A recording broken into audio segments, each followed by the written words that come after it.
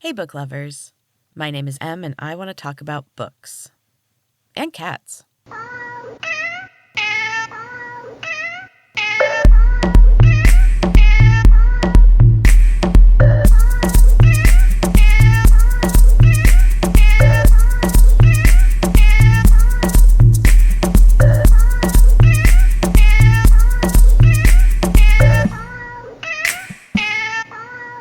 Hey, book lovers, welcome back. This past week has been a busy and somewhat stressful one. Sometimes life hands you just one challenge after another. While I do love a challenge, I have been learning to really enjoy those in-between times, and I could really use one right now. I've been super low energy lately, just exhausted.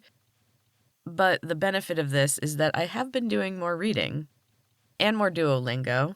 I'm still going strong on my streak, and today is actually day 700, which is kind of crazy.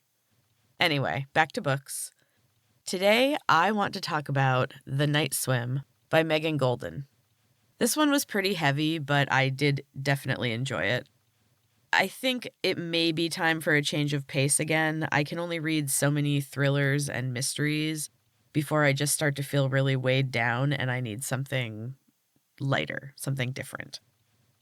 I'm going to put a warning right here. This book discusses rape, so if this is triggering for you, please skip ahead. This book is pretty true to life, and it is not, I wouldn't say it's hopeful. So let's get into it. I really like the way that this story is told. The main narration comes from Rachel, who is a true crime podcaster who is looking for a new twist for season 3 of her show. She is staying in a seaside town in North Carolina and giving daily play-by-play of a current trial that's happening over a rape case. A 16-year-old girl was allegedly abused by a college-age superstar swimmer. I feel like we've heard this one before. And I have to say that this part was pretty upsetting. The way that the victim is always blamed and forced to re-traumatize themselves over and over just to prove their claims is gut-wrenching. This book also pretty accurately portrays life in a small town where the family names stretch back for generations and everyone knows everyone else. They know all the gossip and they can close ranks when they feel attacked. It just depends on the social ranking of the person involved. So, as the trial is unfolding, Rachel is distracted by another crime in the same town, one that was apparently covered up 25 years earlier, leaving the girl's name a cautionary tale about the dangers of swimming at night with boys. Rachel learns of it through a letter left on her car. It was written by the dead girl's sister, Hannah, who has also returned to the town to follow the trial and to communicate with Rachel. Season 1 of the podcast assisted with getting a wrongful conviction overturned, and Hannah is convinced Rachel can help bring the truth about her sister's death to light. Hannah was only a kid when her sister died, and just a few weeks later, her mother succumbed to cancer. Her sickness kept her from seeing the deterioration of her oldest daughter, and the younger one thought she was helping Jenny by keeping quiet. Hannah's tale is so sad and so troubling because, as adults, we readers know the full truth. And now Hannah does too. And she blames herself. She escaped the reputation associated with her family's name when she was adopted into a foster family. After her mother passed, she had nowhere else to go. Hannah had an okay life, but she has had her own troubles. Questions abound, but there is still very little evidence to prove that what she says is true. The town claims that her sister was swimming at night and hit her head and drowned. Hannah claims she knows what really happened, and that Jenny was murdered. Rachel is intrigued, and against the advice of her producer, she gets involved. This story is told in 3 different sections. Rachel's current experience, Hannah's story, which is told through her letters to Rachel, and the transcripts of the podcast episodes. I like that while there are multiple storytellers, everything is filtered through Rachel, who is trying her best to stay neutral. And, as she quickly learns, no one likes neutral, especially in a situation as heated as this one. You're either on their side or you're their enemy. There are some serious surprises in this story, and the culmination of both cases happen almost simultaneously. It's a gripping tale, and I definitely recommend The Night Swim by Megan Goldin. Also, just as an extra note, in her bio, it says that Megan fosters lab puppies who will become guide dogs. And I just absolutely love this. I also took notice because friend of the pod, Claire Tom, has told me that her parents do the same thing, and all of the profits from her book sales go to a UK guide dog charity. Writers and dogs, it's a winning combination. I was especially sensitive to it right now. My own companion has been gone for almost 3 months, and I miss him like a limb. I really admire people who foster dogs. I wish I could, but I know that I would become way too attached. So for now, I guess I'll just have to dote on my cats. And speaking of them, Edweird also took the loss of our dog very hard. They were besties, and Weird is already a very emotional animal. His grief was apparent, and it made me even sadder. He's started acting a little different, too. He's become super vocal. He used to just make a little sound that was for me in particular, but now he has a sound for Andy as well, and he's just constantly yelling at us. I know that it's because he misses the dog and Zeus, our old kitty who passed just a couple weeks before the dog. I really don't blame him.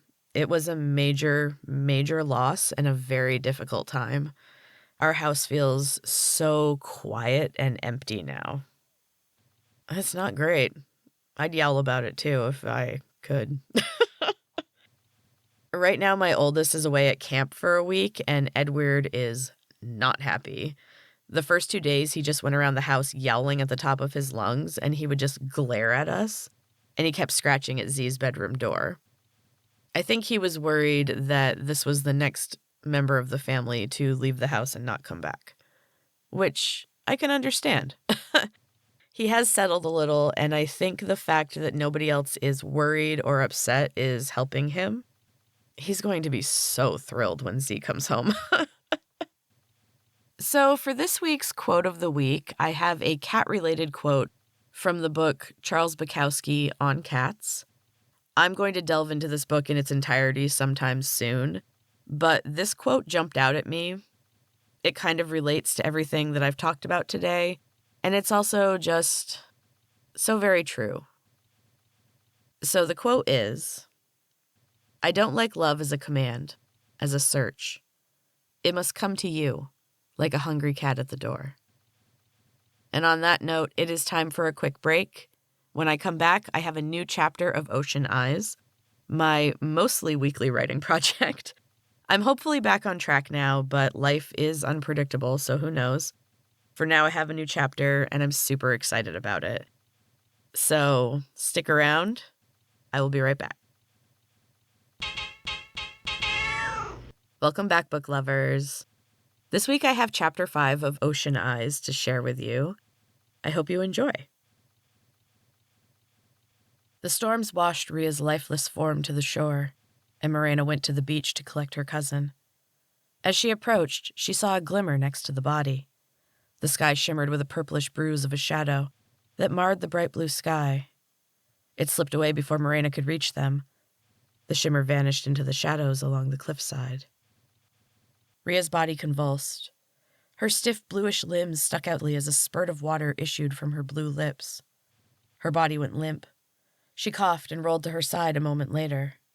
Another dark, acrid gush of water came out of her mouth, but there was a slight flush of color on her cheeks. Morena stood watching in shock. Her cousin climbed to her feet and pushed her tangled, sea-drenched hair out of her eyes. She gave Morena a familiar grin.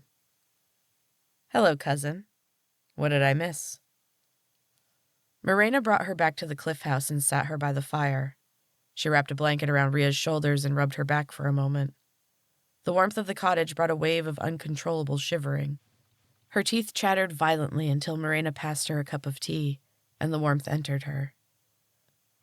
"So, are you going to explain any of this?" Morena couldn't keep the irritation from her voice. She was undeniably grateful her cousin was somehow alive, but it was not something that was usually seen in everyday life. She couldn't help feeling a twinge of fear at this new Rhea, and it came out as anger. "No more secrets, Rhea. Come on." Rhea laughed. "No secrets. Are you kidding, secret keeper?" She sneered the last words, and something flashed in her eyes. "I didn't have a choice in that," Morena said quietly. It was not a life she had wanted. Knowing everyone's secrets was a heavy burden, and it made most people avoid her completely. She knew too much. She saw them too clearly. It made most people uncomfortable. Morena also knew the secrets of the darkest magic, knowledge she was tasked with keeping safe. Not that it had worked. She had no idea what would happen now. Rhea seemed to know what she was thinking. Of course she did. That was her burden. Even more so than Morena. It was a destiny that united them early on. "You don't need to worry, cousin. I took care of it. The book is gone. Your burden is gone." Morena pressed her lips together. She didn't dare to speak. All of her focus was on keeping her mind blank. Whatever this thing was, it was not Rhea, and she could feel its sloppy attempts at reading her thoughts. "You're free. You can thank me later." Morena moved slowly toward the door. Rhea tapped her fingers impatiently on the table. "You can't outrun this, Mar. You knew it was coming." "I don't know anything," Morena said softly. She abandoned the door and flopped down in a chair beside her reanimated cousin. "What did you have to do for this?" She gestured to Rhea's bedraggled state. "Eternal life? Extended? Did you learn nothing from our clueless mothers?" Rhea sneered. "Easy to condemn me when you're half dead and completely disengaged from the world." Morena didn't answer. She couldn't disagree. Her position was necessary in the beginning, but the world had become calmer in recent years. There was little for her to do, and she could have ventured out into the world, experienced some of the many wonders of life. She chose solitude instead. Rhea sighed and leaned forward. Her elbows rested on her knees, and her hair dripped onto the worn floorboards. The puddle was a murky brownish color, and steam rose from the edges. Morena stood up and walked swiftly from the cottage. When the fresh, salty air hit her face, she woke up, and she sprinted for the cliffs. She heard Rhea call to her, but she pushed harder and didn't slow as her foot hit the edge and then the emptiness beyond. She fell. The wind roared as it rushed past her. Morena felt a moment of pure peace. Then the skin on her back split open, and two magnificent sparkling wings sprouted. They caught the wind, and she swooped upward, skimming the surface of the ocean and shooting back up into the sky. She lowered herself gently to the cliff top beside Rhea, who stood with her hands planted on her hips and a wide, bright smile on her face. "Oh, she is still alive," she grinned. Morena shook her wings and winced. Her back was still sore, but her heart was pounding in a way she hadn't felt in years. "So it seems," Morena replied. She tried, but she could not repress the smile. Flying never felt entirely comfortable, but she loved it nonetheless. It was one of the few things she truly missed about her old life. "Does the girl know?" Rhea asked. Of course Rhea knew about Yada. Morena pressed her lips together and paused before answering. "No," she said firmly. "I don't want her involved." Rhea smirked and turned her eyes to the sea. The mist swirled and thickened as they watched. The waves were growing larger and more violent. A big storm was coming. And that is the end of Chapter 5, book lovers.